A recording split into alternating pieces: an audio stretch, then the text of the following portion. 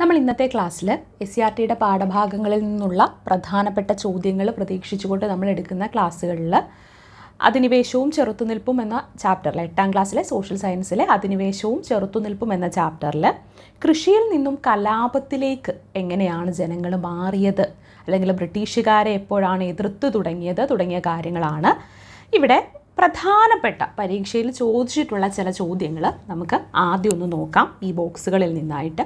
ആദ്യമായിട്ട് ഇവിടെ ഒരു ബോക്സിൽ പറയുന്നുണ്ട്, ഈ ഒരു പാഠഭാഗത്തിൽ നമ്മളിപ്പോൾ പഠിക്കാൻ പോകുന്ന ഭാഗത്തിന് തൊട്ട് മുമ്പായിട്ട് ബങ്കിം ചന്ദ്ര ചാറ്റർജിയുടെ ആനന്ദമഠം എന്ന ബംഗാളി ഭാഷയിലുള്ള നോവലിലെ ഒരു ഭാഗം കൊടുത്തിട്ടുണ്ടായിരുന്നു.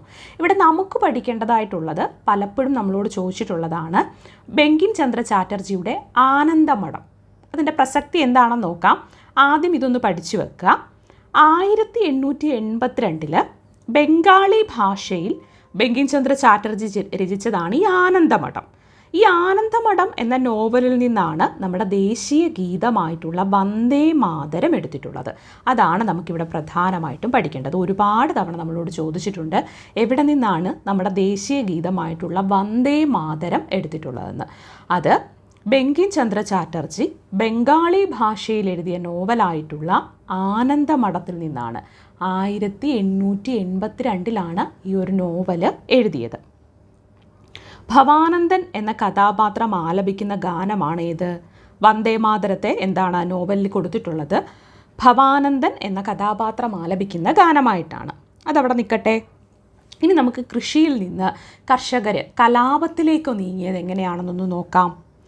ബ്രിട്ടീഷ് കൊളോണിയൽ ഭരണത്തിനെതിരെ നടന്ന ഏറ്റവും പ്രധാനപ്പെട്ട കാർഷിക കലാപമായിരുന്നു ബംഗാളിലെ നീലം കർഷക കലാപം. എന്താണ്? ബ്രിട്ടീഷ് കൊളോണിയൽ ഭരണത്തിനെതിരെ നടന്ന ഏറ്റവും പ്രധാനപ്പെട്ട കാർഷിക കലാപമായിരുന്നു ബംഗാളിലെ നീലം കർഷക കലാപം. എന്നാണ്? 1859. എന്നാണ്? 1859. വർഷം ഓർത്ത് വെക്കുക. 1859 ബ്രിട്ടീഷ് കൊളോണിയൽ ഭരണത്തിനെതിരെ നടന്ന ഏറ്റവും പ്രധാനപ്പെട്ട കാർഷിക കലാപമായിരുന്നു ബംഗാളിലെ നീലം കർഷക കലാപം. ഇതിന് കാരണമായ സാഹചര്യങ്ങൾ എന്തൊക്കെയാണെന്ന് നോക്കാം.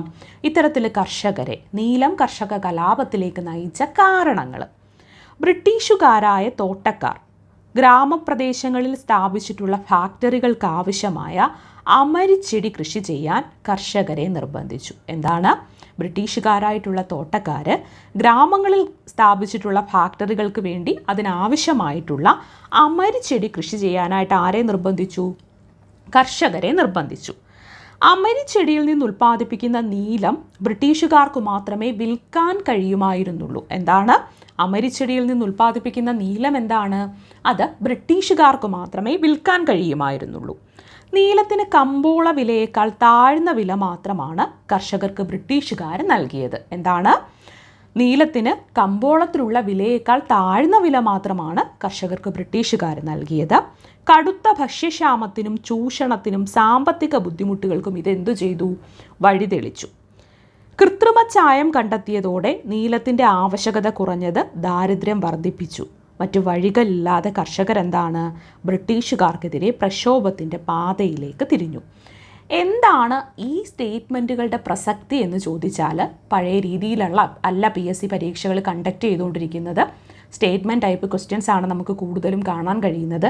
അവിടെ നമ്മളോട് നീലം കർഷകരെ കലാപത്തിലേക്ക് നയിച്ച കാരണങ്ങൾ താഴെ പറയുന്നതിൽ ഏതെല്ലാമാണ് എന്ന് ചോദിക്കുമ്പോൾ ഇതെല്ലാം അറിഞ്ഞെങ്കിൽ മാത്രമേ എന്ത് ചെയ്യാൻ പറ്റൂ? നമുക്ക് ശരിയായ ഉത്തരത്തിലേക്ക് എത്താനായിട്ട് സാധിക്കൂ.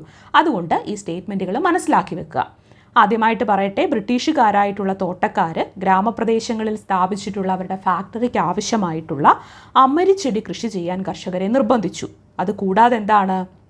അമരിച്ചെടിയിൽ നിന്ന് ഉൽപ്പാദിപ്പിക്കുന്ന നീലം ബ്രിട്ടീഷുകാർക്ക് മാത്രമേ വിൽക്കാൻ പാടുള്ളൂ എന്നൊരു നിയമം ഉണ്ടായിരുന്നു. ഒപ്പം എന്താണ്?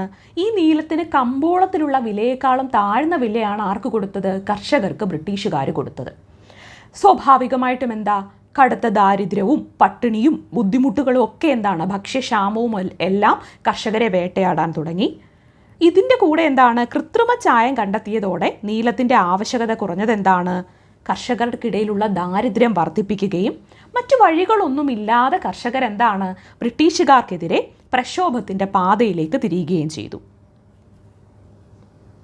ഇവിടെ നീൽ ദർപ്പൺ എന്ന ബോക്സിൽ കൊടുത്തിട്ടുണ്ട്. നമുക്ക് നീൽ ദർപ്പൺ എന്താണെന്നൊന്ന് നോക്കാം.